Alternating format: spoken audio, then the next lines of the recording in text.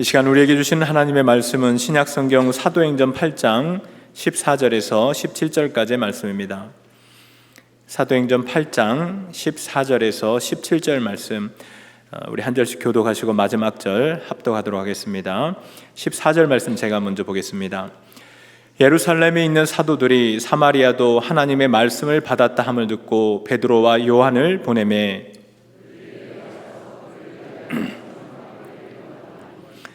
이는 아직 한 사람도 성령 내리신 일이 없고 오직 주 예수의 이름으로 세례만 받을 뿐이더라. 이에 두 사도가 그들에게 안수하며 성령을 받은지라. 아멘. 6월 8일이면 성령 강림 주일입니다. 네, 마가다락방이 임하였던 그 뜨거운 성령의 역사하심, 그와 같은 불길 같은 역사가 우리 마음 가운데 충만할 수 있기를 간절히 소망합니다. 옆 사람과 인사 다시 한번 나눠보실까요? 이번에는 좀 민감할 수 있습니다. 직접 하셔도 되고 안 하셔도 됩니다. 질문은 이렇습니다. 성령 받으셨나요?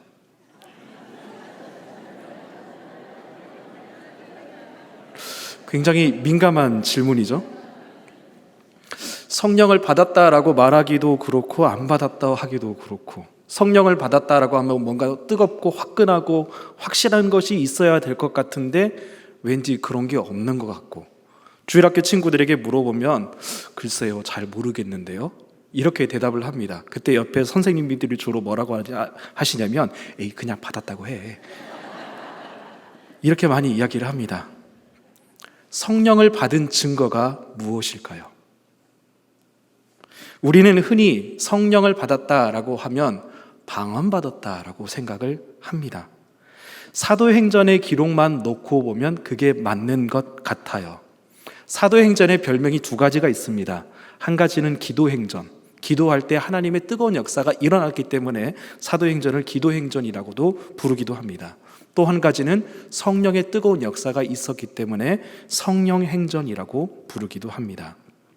그래서 사도행전 기록만 놓고 보면 성령님의 역사는 무엇인가 화끈하고 확실하고 뜨겁고 눈에 보이는 확실한 증거가 있기 때문에 왠지 성령의 역사가 일어나면 뜨거운 역사가 일어나야 될 것처럼 생각해요.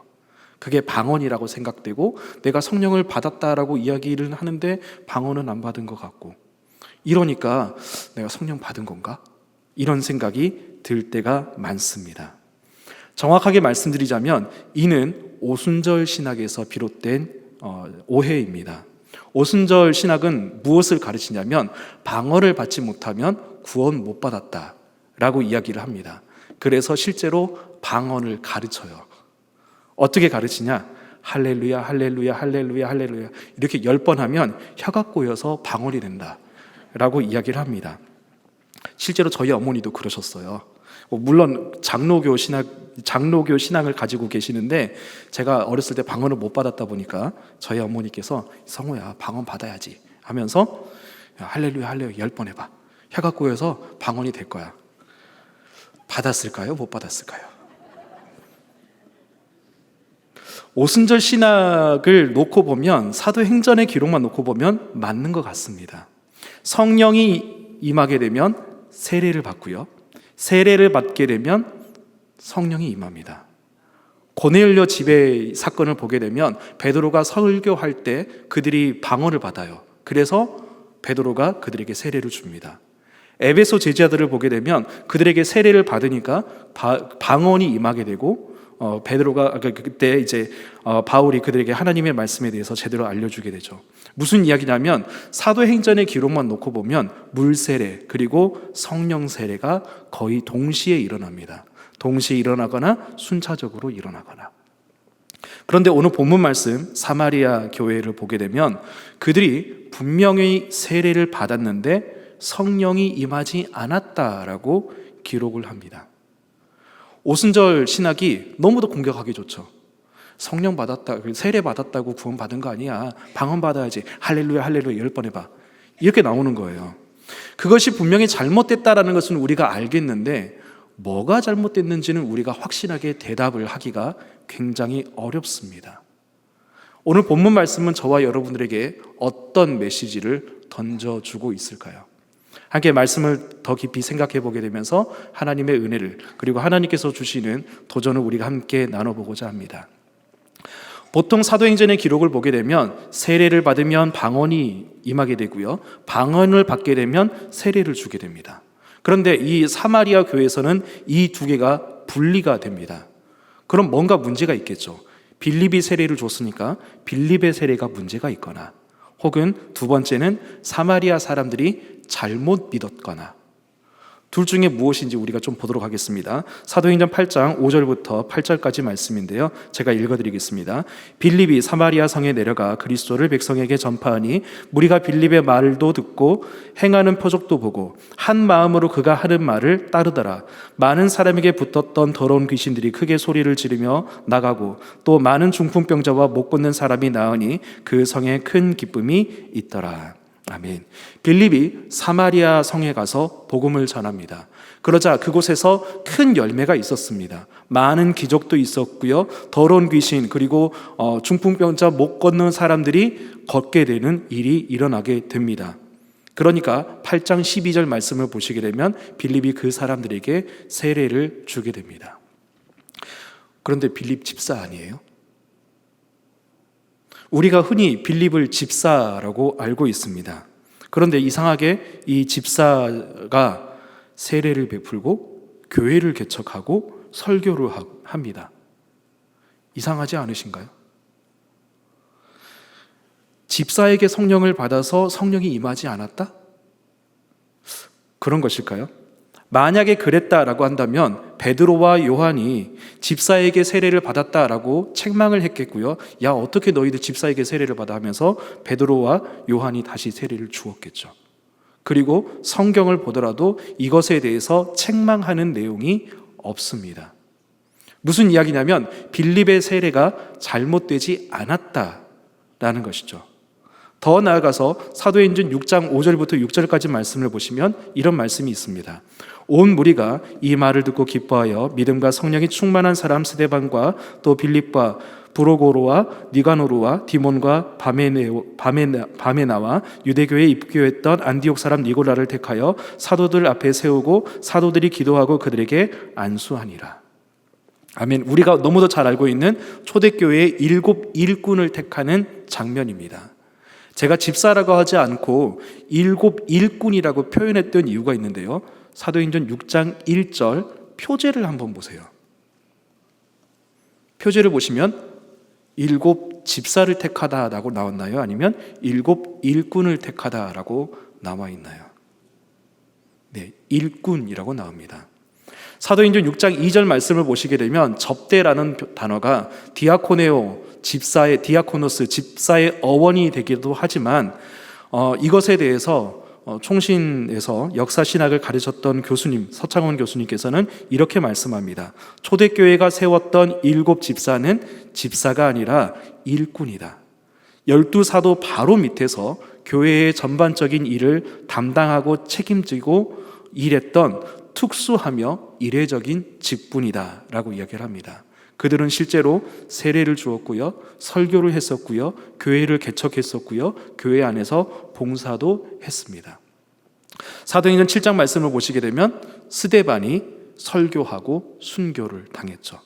8장 말씀을 보시게 되면 빌립이 교회를 개척했고요, 세례를 베풀었고요, 에디오피아 내시에게 역시 세례를 주었습니다. 빌립의 세례가 잘못되었다라고 한다면 문제가 생기는 게 또 하나 있죠. 에디오피아 내시에게 세례를 주었는데 왜 거기에 대해서는 문제 제기를 안 하는 것일까요? 네, 빌립의 세례가 잘못된 것이 아니다라는 겁니다.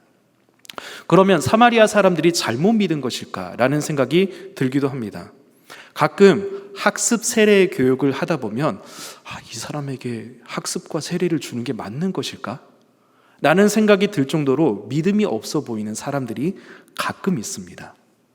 사마리아 교회 사람들이 그랬던 것일까요? 제가 사도행전 8장 6절 말씀을 읽겠습니다. 여러분들이 8장 12절 말씀을 읽어주시면 감사하겠습니다. 제가 먼저 읽겠습니다. 무리가 빌립의 말도 듣고 행하는 표적도 보고 한 마음으로 그가 하는 말을 따르더라. 및 예수 그리스도에 관하여 전도함을 듣고 그들이 믿고 남녀가 다 세례를 받으니. 아멘. 무슨 이야기냐면요, 빌립의 전도를 듣고 표적과 기사를 보고 한 마음으로 예수님을 따르게 됐고, 그 모습을 보고 빌립은 그들에게 세례를 주었다라는 이야기입니다. 그들은 온전히 예수님을 구주로 영접한 사람들이었습니다. 그 믿음을 보고 빌립은 세례를 주었죠. 즉, 빌립의 세례가 잘못된 것도 아니고 사마리아 사람들도 잘못 믿은 것도 아니에요. 그럼에도 불구하고 사마리아 교회에는 성령이 임하지 않았다라고 이야기를 합니다. 왜요? 무엇이 문제일까요? 성령 받음의 증거가 무엇일까요? 정말 성령을 방언을 받지 못하면 성령을 못 받은 것일까요? 사도행전의 기록만 놓고 보면 그것이 맞아 보입니다. 특별히 오순절 교회의 영향으로 성령님은 곧 능력으로 보여요. 무엇인가 성령님이 임하시게 되면, 성령님이 역사하시게 되면 거기에는 뜨거운 역사가 일어나야 되고 엄청난 능력이 나타나야 된 것처럼 우리가 생각합니다. 이런 오해를 풀기 위해서 우리가 가장 먼저 해야 될 일은 성령님이 무엇을 하시는가, 어떤 일을 하시는가를 우리가 먼저 알아야 합니다. 고린도전서 12장 3절 말씀입니다. 우리 같이 읽어보겠습니다. 그러므로 내가 너희에게 알리노니 하나님의 영으로 말하는 자는 누구든지 예수를 저주할 자라 하지 아니하고 또 성령으로 아니하고는 누구든지 예수를 주시라 할 수 없느니라. 아멘.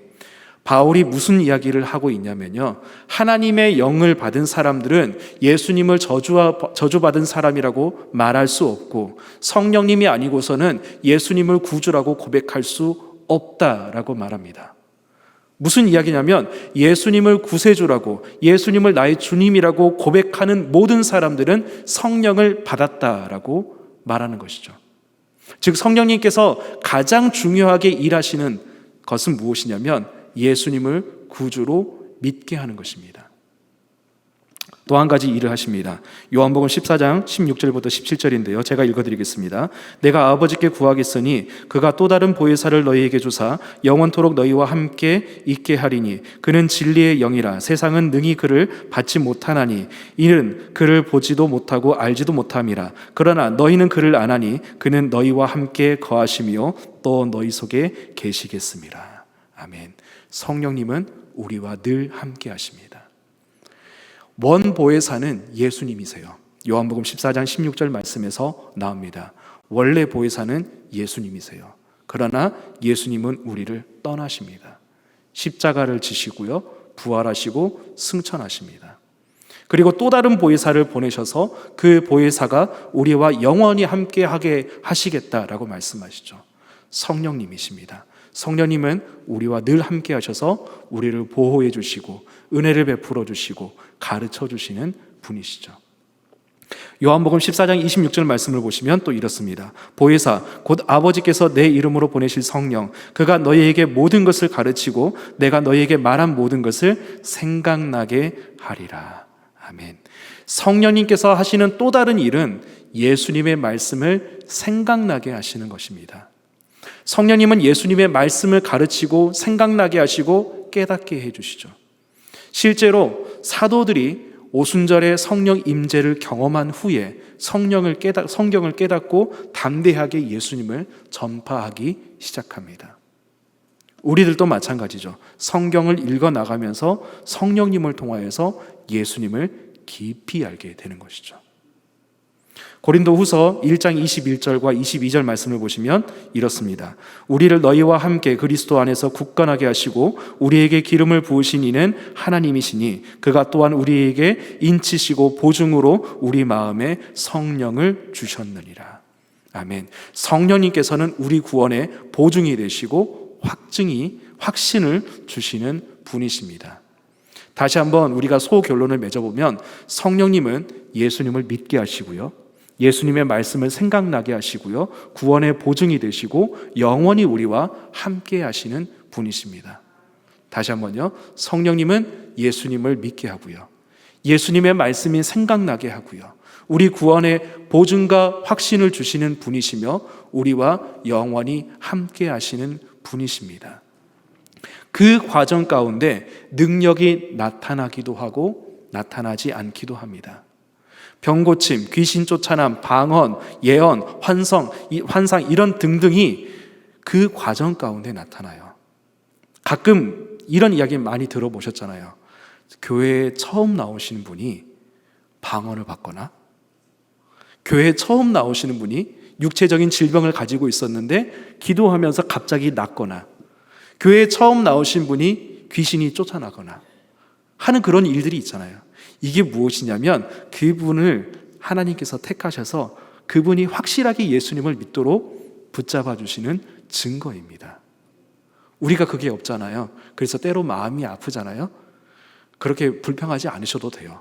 그런 증거를 안 주셔도 예수님을 믿을만 하니까 예수님께서 안 주신 거예요.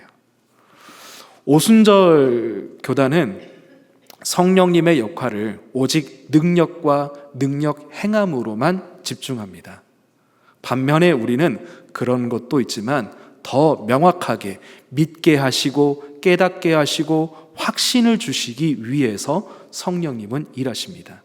그 과정 가운데 능력이 나타나기도 하고 나타나지 않기도 하고, 즉 우리는 오순절 신학보다 훨씬 더 성령님의 역할을 크게 본다라는 이야기입니다.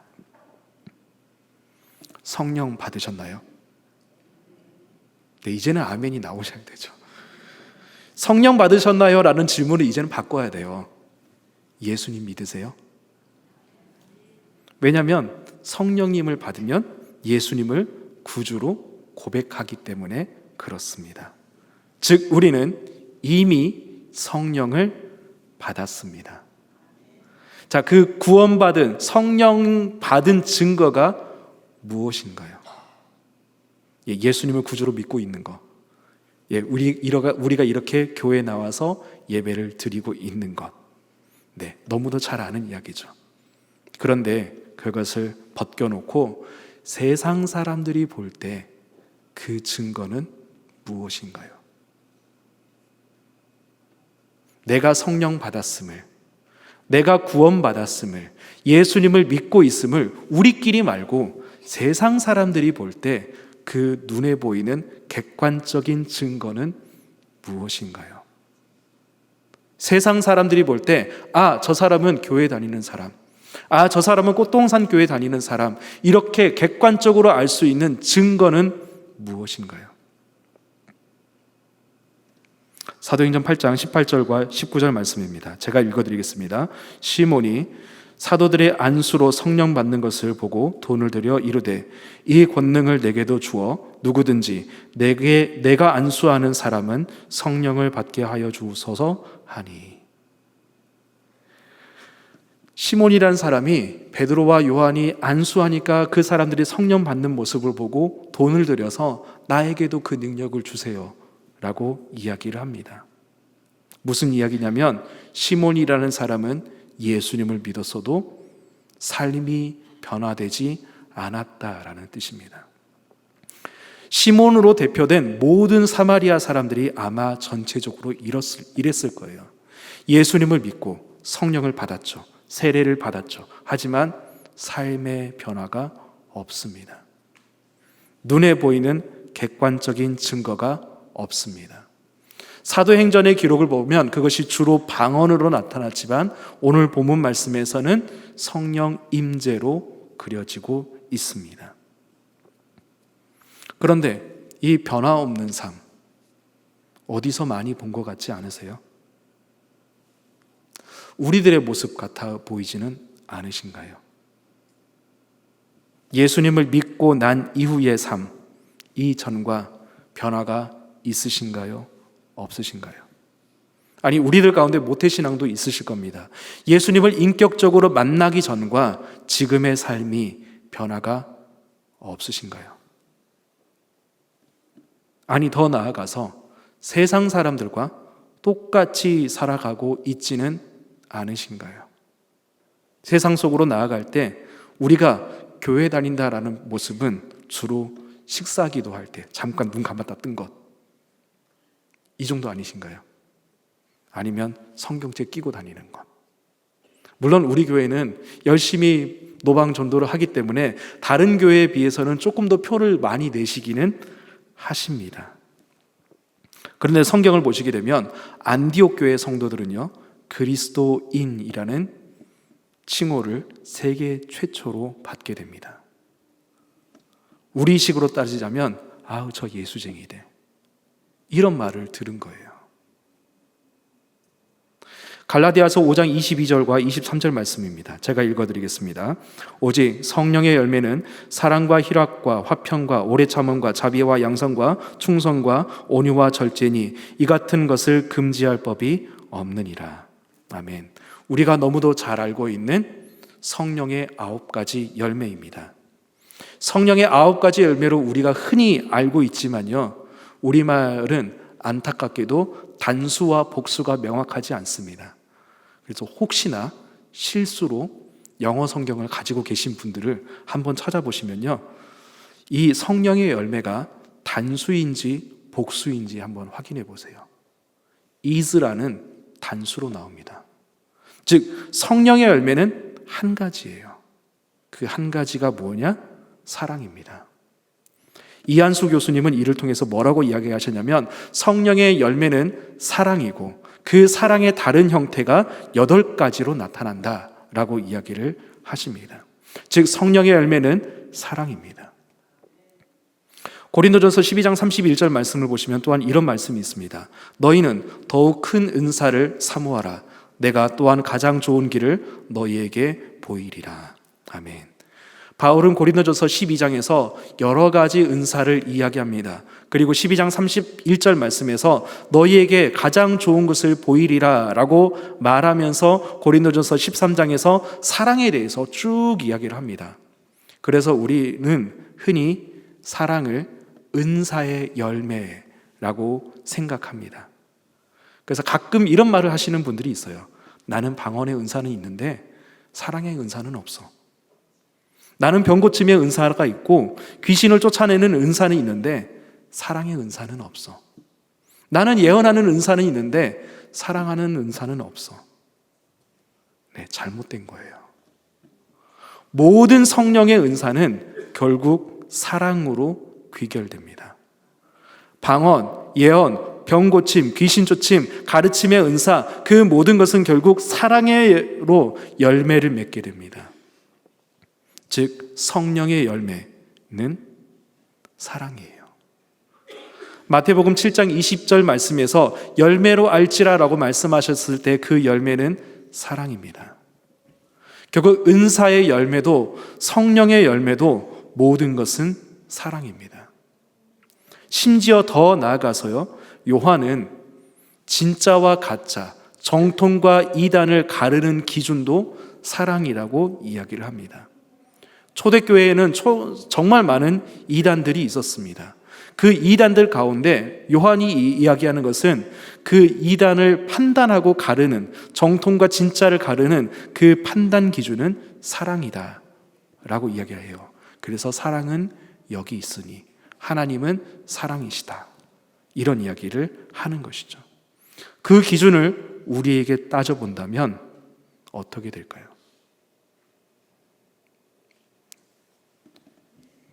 만약에 저에게서 예수님의 사랑이 느껴지지 않는다면, 그 기준으로 따지자면 저는 가짜이고 저는 이단입니다. 우리들에게서 예수님의 향기가 드러나지 않고 예수님의 사랑이 드러나지 않는다라고 한다면 우리는 가짜입니다. 안타깝게도 오히려 이단들이 사람들의 마음을 공략하고 사랑을 더 많이 하는 것을 볼 수 있어요. 초대교회는요, 사랑의 공동체였습니다. 사도행전 2장 44절과 45절 말씀을 보시게 되면 가진 것을 다 팔아서 가난한 사람들에게 나눠주는 모습이 있게 돼요. 물론 초대교회는 성령의 폭발적인 역사가 있었습니다. 거기에 사랑이 있었어요. 서로 물건을 통용했습니다. 서로 물건을 통용할 수 있었던 이유는 두 가지입니다. 임박한 재림 사상, 예수님 곧 오신다. 물질이 무슨 필요가 있느냐 하면서 물질을 나눴던 것이 있고요. 더 중요한 것은 그리스도의 사랑으로 나눈 것입니다. 하나님을 사랑하고 이웃을 사랑하는. 옆에 사람을 보니까 너무도 가난해요. 내가 돈이 있어요. 예수님의 사랑으로 그 사람을 섬긴 것입니다. 그래서 어떤 일이 있었냐면 사람들에게 날마다 칭송받았고 날마다 교회가 부흥했다라고 이야기를 하는 것이죠. 믿지 않는 사람들이 그 교회 공동체에 들어오고 싶을 정도의 사랑의 공동체가 바로 초대교회였습니다. 즉 성령을 경험한 교회는, 예수님을 믿는 교회는, 사랑이 넘치는 교회는, 열매 맺는 교회는 바로 이런 교회입니다. 사마리아 교회는요, 그런 삶의 변화가 없었어요. 그들은 분명히 예수님을 믿고 세례를 받았습니다. 성령을 받았습니다. 하지만 객관적으로 눈에 보이는 삶의 변화가 없었습니다. 우리들은 어떠한가요?